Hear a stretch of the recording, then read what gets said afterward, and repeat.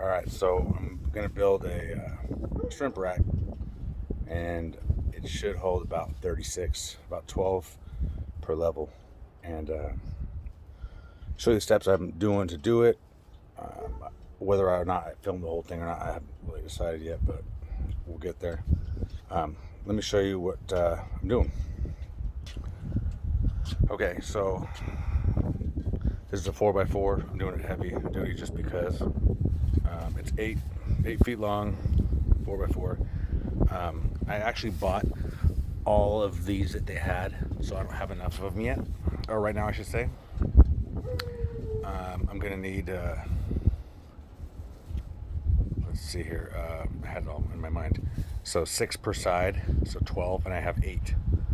So, and these aren't necessarily essential to what I'm doing, but I just would like the extra protection. Because what I'm gonna do is, I've got some more wood here, and I'm gonna run these 2x4s in between, and I got some right there 2x6s. Those are going to be the beams across. So the 2x4 is going to go from here to here, and then from like here to there, and then from, you know what I mean, and then the 2x6s are going to go here and here. Okay, I may put 2x4s on this side, on the sides, and this is the length, or vice versa. But I want, for sure, at least some 2x6s going this way, just because it's gonna be so much weight.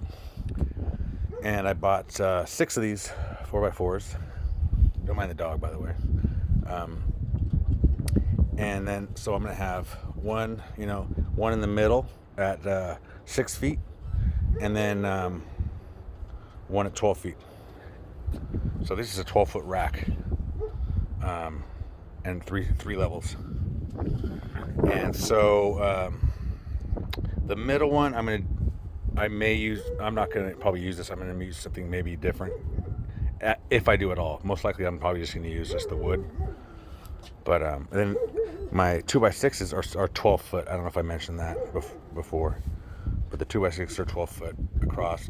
The 2x4s are just long. I just got a bunch of long pieces so I can cut them and be economical as I can.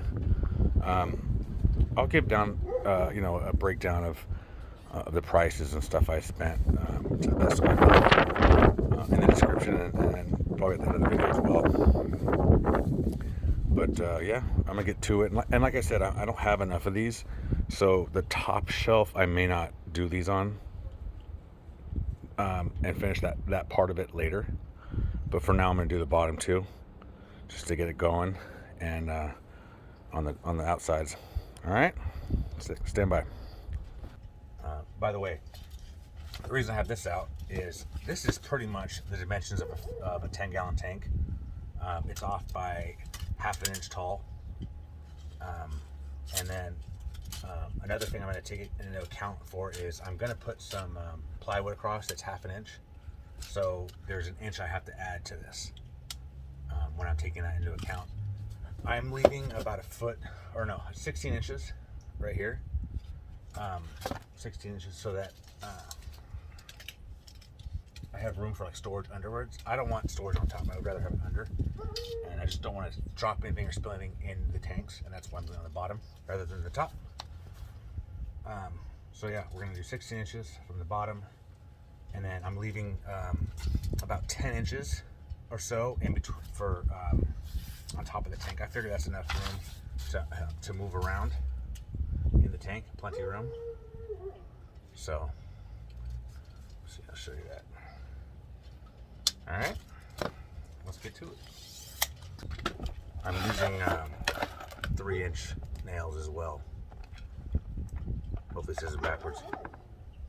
But I figure that way it's got about 1.5 inches, because that's how much a 2x4 really is, and then about another 1.5 inch in the 2x4. So it'll be like that.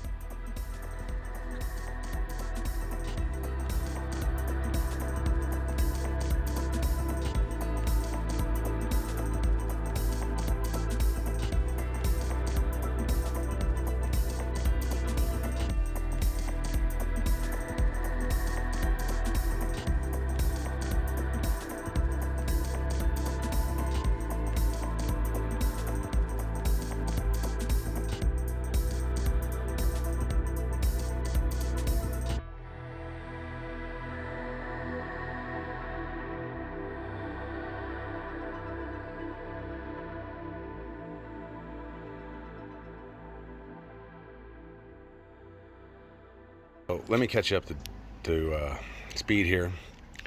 I was doing some in the dark, so my camera wasn't really doing it too well. But I'll show you what I did, and I still got plenty more to do and film. But I kind of learned as I went. I haven't really built one this big, so what I figured that would be better would be to put the bottom ones right here. Let me see if I can figure that one down first, rather than set them all. Like the first one, I set them all in first, and that was not smart, I don't think, because then there's room for error. So what I started doing is I started putting one of these on, and then putting that on, and putting the cap on, and then running it across and doing that same thing on that side, and then each layer doing it, and then across. I haven't gotten to the point where these are screwed. I haven't screwed these ones in yet, which I need to. I ran out of small screws. Went to the store today, got some. I thought I had a lot more than I did. But today I'm going to, I don't know if I showed you this either. Put them in here, I gotta screw those on. 2x6, 2x6. There's gonna be a dog barking, I apologize. Nothing I could do, it's a neighbor's dog. And then I'm gonna cut another 2x6 and put it in here. I'm probably gonna do it in between here and here. I think I would just provide a little bit more security. So yeah, I'm gonna screw those in and get going. Okay, so let me update you. No project of mine, and probably a lot of people's as well, go without mistakes. So one of my things is I miscalculated for the rails inside the garage that hold the garage door. I knew they were lower, but I just didn't calculate it all.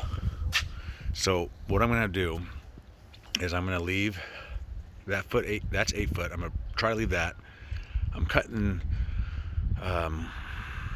It's about 9 and 10 inches off of the front, which is, I mean, realistically, I could cut it to where the bottom of the shelf is for this one. Yeah. So, but another thing I did is what I'm going to do. I'm sorry, is I dropped the clearance. This one's got 23 inches. This one's gonna have 21. So I still have a ton of room above the tank. And then, because you have to add the amount, like this one's got 23 inches and it's got 6 more inches technically. So this one's got a ton of room, probably way more than I really need. And then this one is gonna have quite a bit too. But what I'm gonna do on this one is I'm gonna flip the 2x6s this way.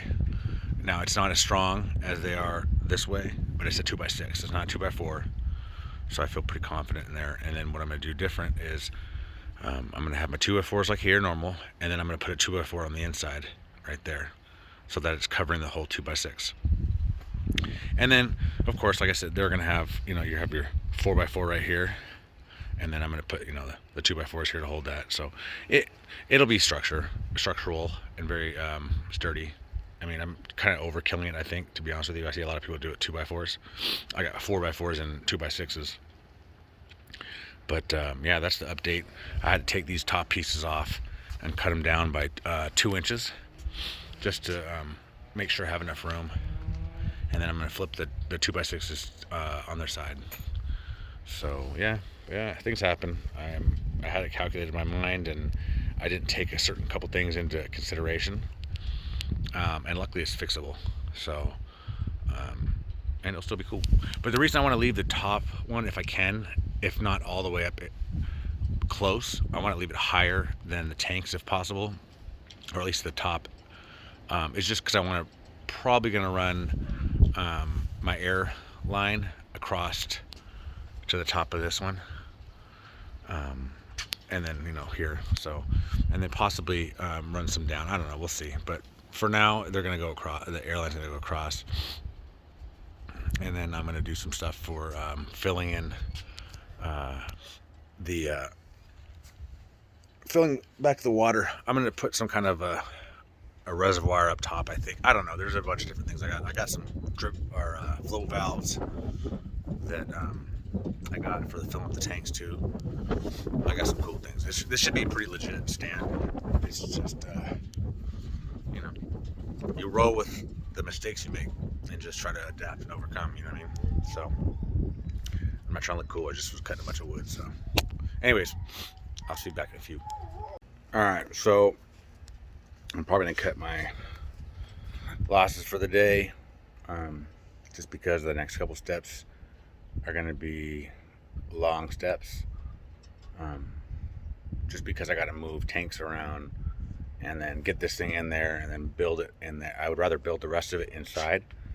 I mean, it's not gonna be fun. Like I said, I'm gonna chop off about 9 inches, I think it is, off of one of these sides, or whatever. I decided is the front, it doesn't matter. But we still got to angle it to get in the garage. I'm gonna stand it up and then move it, and then after we move it, then I may put the rest of the stuff together. I'm not sure yet, but minimum I want to get in the garage, because it's already pretty heavy as it is, and we got to angle it and carry it, so it's not gonna be fun. But oh yeah, let me just show you kind of what I did. So we got some more supports in between.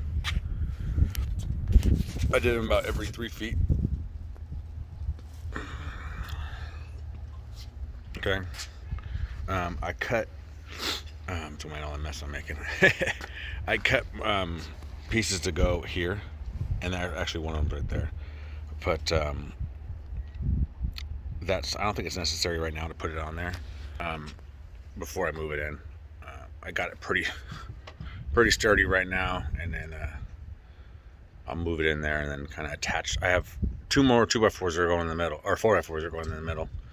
I'm gonna attach those to the beams that are holding up in between the middle piece, just for the extra strength. I mean, this is probably overkill, but I mean, I'm gonna have probably 36 tanks, I think is what it is, 12 on each level, so that's 120 gallons, 8.5 pounds per gallon. So, you know, you do the math. It's thousands of pounds over the whole thing. So I'd rather be safe than sorry. Wake up in the middle of the night hearing that boom. You know what I'm saying? So, yeah, I'll cut it off now.